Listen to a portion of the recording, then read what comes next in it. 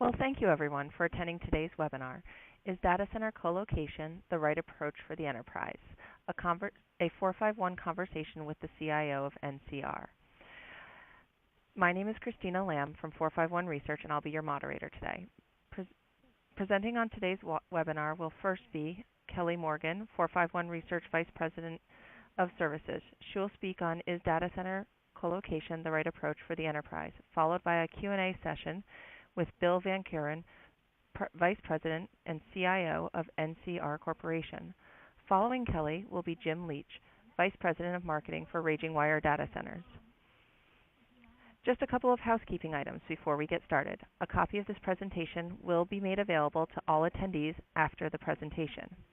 And please, leave us feedback at the end of the webinar. We really appreciate it. And with that, let's get started. Kelly, take it away. Thank you. Good morning, everyone. Thanks for joining us. So data centers are an important part of your enterprise strategy these days. As applications shift to the cloud, the amount of data continues to grow exponentially, and your users and customers become ever more mobile.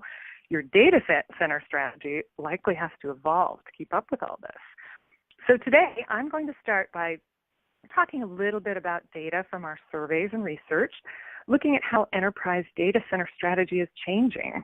And then we'll have a great discussion with Bill VanCuren, CIO of NCR. And then we'll learn a bit more about Raging Wire's data centers and some of the options that they could offer at the end. So to start off with, how many companies have data centers? On this slide, it's a little bit tricky to read, but the tall gray dark blue bar actually, that represents the companies that have data centers. And we've divided them up by SMB, enterprise in the middle, and public sector on the right. And this data is taken from our surveys. We have about 40,000 enterprises that are part of our panel at 451. And we survey around 1,000 of them to 1,200 every quarter asking about their data center strategy. So in this particular case, we asked, what do they own their data centers, or do they use colocation? Do they use cloud services? And they had the option to respond to multiple choices, of course.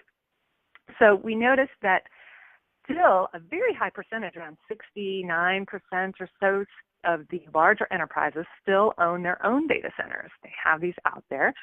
And around 44% of them in the green bar there also use cloud. And then the orange bar, the 47% for large enterprises, use colocation. And it got cut off, but on the lower right-hand side there, that kind of light blue bar, that's software as a service. So still quite a lot of data centers out there. That's the bottom line. To me, kind of a surprising number of enterprises still own these complex, expensive things, right? And we also asked them, well, how full are these data centers? So this one on the left-hand side, that 75% at the top, that's how full the data centers are. So around almost 50%, 45% of our respondents have data centers that are 75% full or more. Now that does mean that everybody else had data centers that were less full than that. So that's kind of interesting. There may be some, half-empty data centers sitting around out there. Now, when we ask what do firms plan to do when they run out of room, that's of course a tricky one, but ideally most firms, so around 40%, said they really are hoping to consolidate their current IT infrastructure. So in other words, they're still virtualizing, they're still improving things, and they're going to make space in their current data center. Some of them, around 33%, are also planning to use public cloud, or maybe instead are planning to use cloud. And then there's this whole batch who are either going to expand their data center, they may rent space at a colocation provider, they may use third-party managed services, which can cover a range of different things, including, for example, hosting. And then around 10% are still thinking of building a new data center, which is interesting, again, because these are capital intensive and complex to run, and so some firms are still planning to build these. So we asked, if you are planning to build one, why? And security was a big one. We asked in particular, compared to leasing space, why build? And, most of them were worried about security, right? Just over 70% of those who plan to build their own. And there was also a cost element, right? So firms did think that some of these would be less expensive if they built them themselves. And then there were some other issues, of course, not having an option available in the particular city where this data center was desired, not having space that's exactly right, the colocation provider or, someone who could offer space to lease maybe not having enough space, that kind of thing. So, number one were security and expensive, but some other options as well. Now, the problem is you don't want to end up with this. And as we heard, several, around half of our enterprises have space that is less than 75% full now. We even spoke to one company that plays soccer in their data center. So you don't want to end up with a big, empty, expensive data center, but the problem is it's gotten much more difficult to plan how much capacity you'll need going forward. It used to be a little bit easier in that you kind of had one application per server. You could kind of estimate how many applications you would need based on your growth rate, but all of that has changed between virtualization, proliferation of applications, even the growth of data. It's become very difficult to predict, and so we've ended up with some data centers that are half empty. So in addition to security and cost, one of the key factors that you may want to look at is actually the flexibility option. So flexibility, when you build a data center model, especially a cost model, it can be difficult to sort of factor in the benefits of flexibility.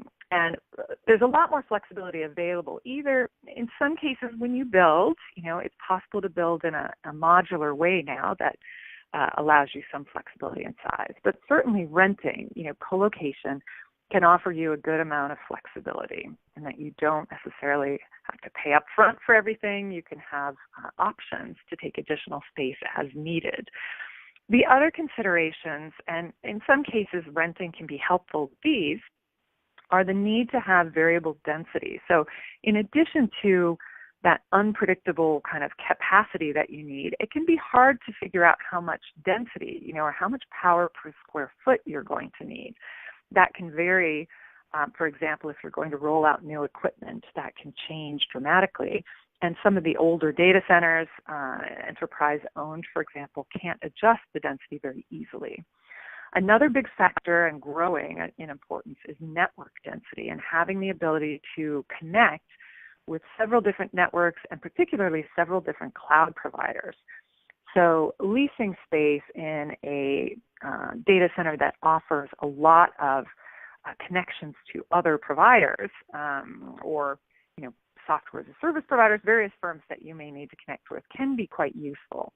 So I think we're seeing more combinations, for example, of building and leasing. So another variable, is the service angle, in that we're seeing a few enterprises now in our surveys, actually more than a few, are sometimes reporting to us that they'll take colocation space and put their equipment there, but with a view to the longer-term potential of perhaps moving some things to a managed service arrangement. So they'll use a colocation provider that either offers managed services down the road, such as managed hosting or managed private cloud or even managed security, or a provider that has partners that can offer these things. So that makes an easier transition if the enterprise does decide to use managed services down the road. So another good thing to bear in mind. Now, when it comes to costing, one of the issues we find when firms build their cost models to compare the cost of building with leasing a data center is that the build cost can vary quite a bit depending on who you are and how you build your data center. Now, sometimes we've spoken to enterprises who've kind of heard that costs to build can be one thing, so anywhere from, say, 12 to 15 million per megawatt to build a data center. And we found that the costs that are often out there, kind of public, or that people think of as the typical cost, really are more the costs that an expert builder would pay. So in other words, a service provider who offers colocation or wholesale and builds these facilities all the time, they often get better deals, for example, on equipment. They build things at a large scale. They often have kind of cookie cutter templates, so they're able to build the same data center design without a lot of changes that are expensive. So they often have, or almost always have, the best cost options. Now, on the right-hand side of this graph is what we often hear from enterprises, where once they get into the system, they want, now, given, enterprises may want a higher level of security and a higher operational sustainability level, sort of the uptime tier 4 approach. So that costs more just right off the bat. But also, enterprises often do not get the same kind of discounts or, bulk payment improvements that you would see from some of the providers they could lease from. Now, another big factor that a lot of people don't take into account quite as well is the operating cost, and the fact that the cost of the IT equipment in the data center can end up really costing you more over time. And that becomes very important when determining where to put the data center. So tax rates, especially the sales tax that you pay on your IT equipment, as well as the equipment that you would use to, say, build your own data center, those vary enormously by state, right? As do the electricity costs, just the price themselves. The price of the electricity cost varies by state, but then also the PUE and the climate, can determine a lot.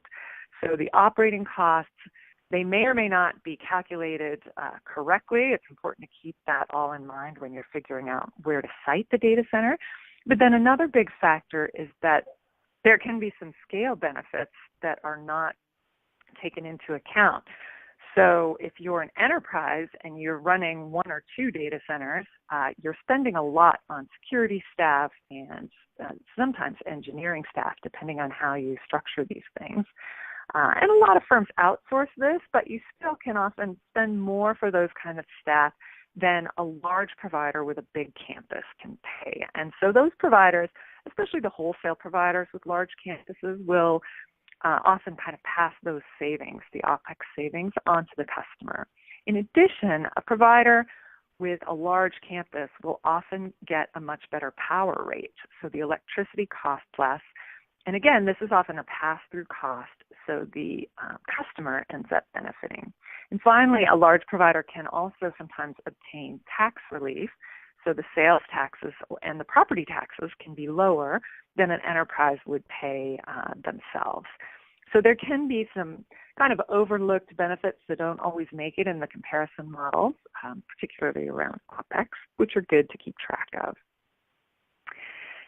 Now, another issue when comparing options is that, so again, we've got a whole model internally that compares a greenfield build, which would be a typical enterprise build, with a powered shell, so that is kind of leasing just a building and with power to it, versus a wholesale build where the electricity and cooling is already available, the equipment's in the building, and usually there's a raised floor there, so you just need to bring in your racks and do the cabling.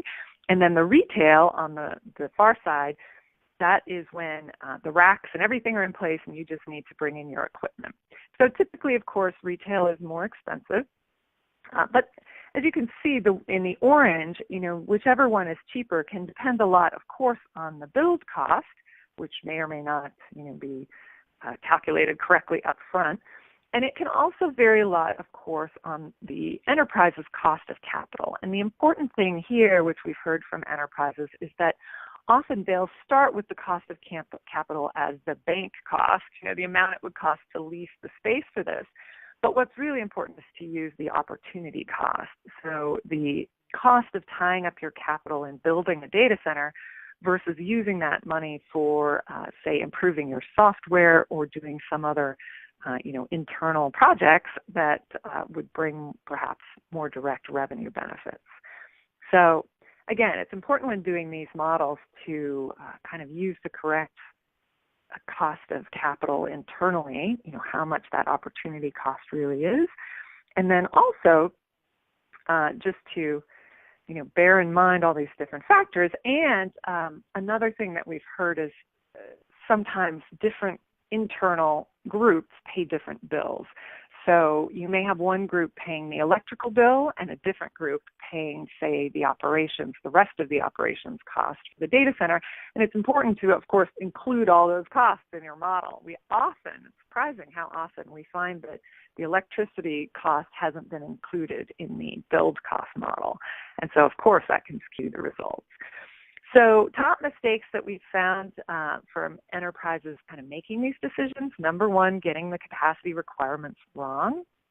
Number two, focusing really just on that cost security question as the main trade-off when there are all kinds of other, potential things that are sometimes harder to build into the models, but that, elements of flexibility, compliance, and interconnection can all make a difference. And of course, whether it's really the best use of your capital. And then finally, in the modeling, using out-of-date numbers, not including the right costs, and then missing particular options. All of that can sway your model one way or the other. And then, of course, getting your internal stakeholders to all kind of understand that you're modeling things a certain way and getting them to agree. That's one of the big challenges. So with that, now we're going to start our discussion with Bill VanCuren, who's actually had to deal with a lot of these issues as CIO of the NCR Corporation. He's been thinking through many of these questions and adjusting his own data center strategy. So with that, let's turn to Bill. Hello, Bill. Hi, I'm here. Great. So can you start out by just telling us about NCR? What does the company do? Yeah, sure thing. So NCR is the market leader in many areas of omni-channel and omni-commerce. We basically shifted the strategy of the company, from a traditional hardware and service provider, OEM provider, 130-year-old company. So it's been an interesting transformation, particularly the last 5 years. We've acquired companies that have a rich software content as we pivoted the company. And so we've defined this notion of omni-channel 2.0. It's our vision for delivering capabilities to the channels, whether that be bank branches, retail stores, restaurants, and other venues through new digital enablement. So NCR, we're number one in a few channels you may recognize. We're the number one in multi-vendor ATM software, deposit, cash automation, branch transformation, both hardware and software. So many of the financial channels that you're familiar with. In hospitality and restaurant, we're number one there in restaurant software, stadium, kiosks, beverage solutions. Self-checkout as well. You would recognize our brand in large big box retailers, prominently in the self-checkout lane. And then electronic point of sale, we're number one in North America, and as measured by Forrester and others. So we hold a very strong market share in hardware, software, and services, primarily for financial, retail, and hospitality. So that's NCR of today. Wow. Interesting. Yeah. So it sounds like your firm's kind of in the lead when it comes to digital transformation. You've had to transform the company internally, and then now you help other companies transform to digital life. So now how has the role of IT changed as part of that? And I guess since this is a data center discussion, how did the requirements for data centers change as part of all that? Yeah, the role of the CIO has changed dramatically. As I mentioned, a lot of the software content we have today was inorganic. We've made acquisitions. With those acquisitions, we've obviously inherited software assets, software engineers in the workforce, and some data centers. Candidly, a lot of data centers spread out throughout the world came with the acquisitions. So what makes it interesting for me now as the CIO is my role has changed, moving from a typical back office CIO, right? And back in the days, I was deploying ERP and consolidating corporate apps, providing collaboration tools and e-commerce websites. That role has changed to take on more of the front office, the go-to-market part of technology, such as rationalizing those data centers for go-to-market, creating our own SaaS capability, and being a partner to the business to enable a go-to-market SaaS capability branded as NCR. So that's what brings me into the discussion today in terms of rationalizing 10-plus data centers, building a strategy to consolidate those data centers, initially through a colo play, but quickly embracing public cloud as a hybrid option for our go-to-market. Wow, so your data center strategy evolved from essentially owning your own to kind of this mix of things. Were there particular triggers that led to this strategy change? Were there things that said, oh, gosh, we've got to deal with these data centers? Or was, what set you off on a new strategy? Yeah, no, it's exactly right. I would say, we came from an era where the corporate data centers had been consolidated and rationalized, right, from 50 down to 2, let's say 10 years ago. So we had NCR-owned data centers running our on-prem corporate applications. Again, your typical ERP, CRM, Microsoft types of technologies.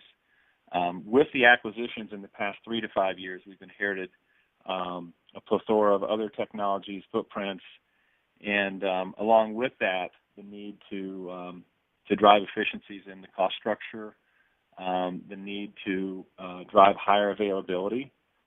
Keep in mind, while this is happening, our customers are also taking on solutions that become less on-prem and more cloud-based, such as the point-of-sale software that rapidly is moving to SaaS-based services behind the point-of-sale solutions, such as loyalty and online ordering. We even have some markets where the ATM software will be in the cloud in some emerging markets initially. And then other services such as payment services and big data analytics and predictive analytics services that have driven the need to scale up, if you will. So we've had to virtualize a lot of the capability to scale. That's actually driven higher availability in our data centers. And then I would say, candidly, the on-prem data centers were aged. They were not fit for purpose. And that's what took us down a path to actually evaluate colo providers and start to build that strategy to consolidate with strategic colo providers. So great. How did you think about the trade-offs with colocation versus building a new data center, as we were talking about before? Did that option of building come up, or how did you think about when to use colo? Well, we really didn't want to be in the data center business, right? Candidly, the deployment of capital, all the reasons quickly led us to a model where we wanted to pick a colo provider who had already solved for those complex problems. Geographic location problems had been solved. The optimization of the cost of power and electricity, and the massive investments in capital, right, were already made by the colo providers. So then it just became a geographic choice. And I'm talking North America. It's a different set of issues internationally, right? When you get into data privacy laws, certain countries where you want to go to market. So we bifurcated our strategy between domestic and international. Domestically, we primarily looked at picking a colo provider who had solved for the geographic issues, staying in North America. And in international, we're still in the process of narrowing down and selecting providers who have already solved for the data privacy issues and give us go-to-market capabilities in areas like China, like Europe. And the performance issue international is a bit different as well. So we need to locate the applications in country and region to solve for some wide area network performance issues. Wow. So I guess in the U.S., since you've kind of made the decision, what did you look for in a colocation provider? I guess, how did you choose which one to work with? Well, we did use our strategic real estate outsource company as well, so it was a very thorough selection process. We looked at location to power sources. I wanted to diversify. East Coast, West Coast decisions were made. So I have one center in Northern Virginia we're consolidating to, which is close to power and other internet capabilities in Northern Virginia, one in Las Vegas, and then in the Middle America, we have not picked that site yet, but highly likely we'll pick something in the state of Texas. So I want to have the ability to move workloads and have a 2N+2 architecture where I can always have two primary data centers running hot with one tertiary or one-third as a backup. Oh, wow. Yeah, that makes sense. Interesting. And how did you kind of work with the board of directors on this? What were they asking about when it came to data center strategy? Well, for that question, I think any CIO today who's accountable to align to strategy, it becomes more of a strategy enablement, right? How do we position the growth of the business so as not to be constrained by fixed capital budgets or on-prem legacy architectures, right? So the discussion there is more about the future. How do we scale up and scale out as we become more of a software-driven company, knowing the growth that we have to plan for. So if you think about NCR, right? It's we're providing solutions that are highly connected to customer transactions as well as their behaviors going forward. So a lot of our technology, if you just step back, the NCR logo today at a kiosk at an endpoint processes over 6 million transactions per second. If you add up all the point of sale and all the ATMs and all the endpoint transactions that can happen, they're staggering numbers, right? Now, today, most of those transactions are being conducted on-prem on local area networks.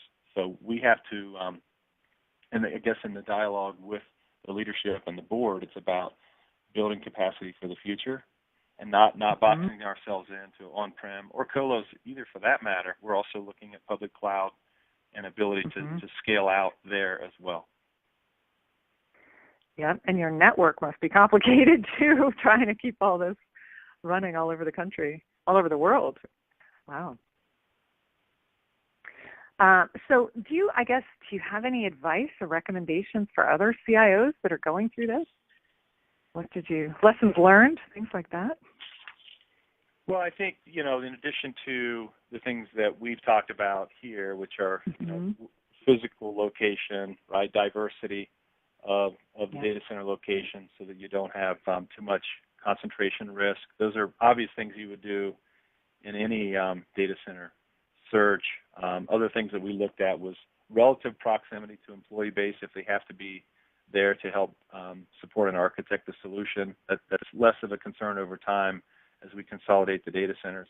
I would say my recommendation for CIOs would probably be look at three things, right? I would say that build a decision tree and socialize that within your company. And that's things like decision rights with the business case for public and private cloud, what's affordable and what's not in the typical CapEx, OpEx planning. So it's important to have that interlock. Point two I would make is go ahead and do POCs now with public cloud. We're doing that. I think the most important business case with public cloud is can you move the workload to other public clouds or back on-prem? If the workload stabilizes, it becomes predictable. If the data needs to be more compliant or more secured, that's an important use case. So we're doing that now to really test the public cloud capabilities, both for dev test and future production movement of workloads. And the third thing I would say, and maybe this is more of a big company comment, but I would say select 2+2, and I mean by that is select two viable colo providers, and I've done that in North America, and also select two possible public cloud providers and test them. So I like to select 2+2 strategy. Oh, interesting. Yeah, that makes sense because I think a lot of people probably try to get down to one of each, one provider to do everything on one, say on the colo side and one on the cloud side. So that's an interesting strategy to have the 2 and 2. That gives you some more flexibility and probably some kind of backup, right? Makes sense. Yeah, no, that's my comment. I think people get fixated on pick one colo on-prem and pick one public cloud, and I'm seeing there's just more choices right now, given the state of the market. I would say, play with two colos and two public, and then your on-prem systems that you can't move. Let's not forget some of the apps are not public cloud ready, and that's in addition to sort of the cost security debate. it's sometimes lost in the discussion right now that the apps have to be cloud ready. Yes. Just because you can virtualize and move an app onto VMware doesn't necessarily mean it's public cloud ready. There's another set of design and architecture work that has to happen before your apps are truly public cloud ready. Sure. Yeah, and there's the whole security aspect as well, right? There may be quite a bit of different security things you have to set up for those as well. So, yep, that makes a lot of sense. Great. Well, thank you. That's super interesting and very insightful and helpful. So thank you very much. And now Jim Leach, VP of Marketing at RagingWire, will tell us a bit about RagingWire as a data center option for wholesale and retail colocation and leasing. Take it away, Jim. Well, what a great presentation and just a fascinating conversation. RagingWire, we're just really pleased to underwrite this webinar today, and our sincere thanks go out to our two expert speakers, Kelly Morgan from 451 Research and Bill VanCuren of NCR. Kelly and her team at 451, we think, are some of the leading industry analysts covering the data center space. We've been fortunate to work with Kelly for years, and she has been one of RagingWire's most trusted advisors. So our view is you can count on the insights that you get from 451. They're highly valuable and well thought out. And Bill VanCuren is really one of the top enterprise CIOs today. He brings together all the traits you hope for in a world-class CIO, leadership and business acumen and technical expertise. We've had the opportunity to work with Bill and his data center team, and quite frankly, they're the best. So thanks to both of you for being part of this webinar and sharing your expertise and your experience. And, why is the topic so important for RagingWire? Well, we're living it every day. We're working with enterprises all the time as they go through this thought process on how to build an optimal infrastructure to support their business. And we started in the data center industry early. We were one of the first data center companies in the year 2000, and our business started in Sacramento, California, where we were building data centers primarily for San Francisco Bay Area companies and Silicon Valley companies that wanted to have their IT infrastructure outside the earthquake zone. And we began in 2000 and have been building ever since in Sacramento, and currently have the largest data center campus in the entire state of California. And that's a picture there of our newest data center, CA3. About 5 years ago, we made the decision to go to the top data center market in the world, which is Ashburn, Virginia. And we started with our VA1 data center, and then that's completely sold out. We launched our VA2 data center just a few months ago, and that's moving really well. And we've broken ground on our VA3 data center, which is on 78 acres of land in Ashburn, Virginia. And we've just been thrilled with the opportunity and the response in Ashburn, Virginia. And as all that's been going on, we 3 years ago made the decision to join the NTT Communications family of companies. And this has proven to be just a great decision for RagingWire. We are now part of a global data center platform with 140 data centers around the world.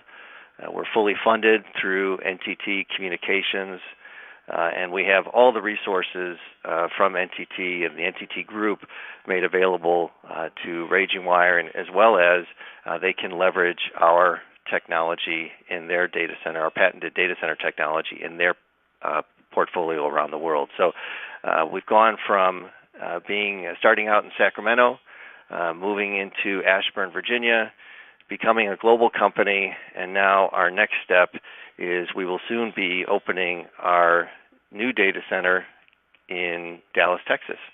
which, as you know, anything in Texas is big, and so our data center campus in Texas is going to be big. It's going to be 1 million square feet on 42 acres of land. I was just out there for a site inspection a couple weeks ago. It's looking great.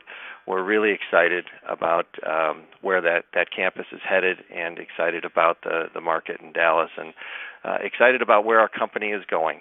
Our plan is to be building in all the top data center markets in North America, and then to be part of this global data center solution set through NTT Communications. And so with that, let me just thank everybody for being a part of this webinar, and I will turn it back to Christina. Well, folks, that's all the time we have for today. On behalf of today's presenters, we thank you for attending today's webinar, and we hope to see you on another webinar soon. Thank you all, and have a great day.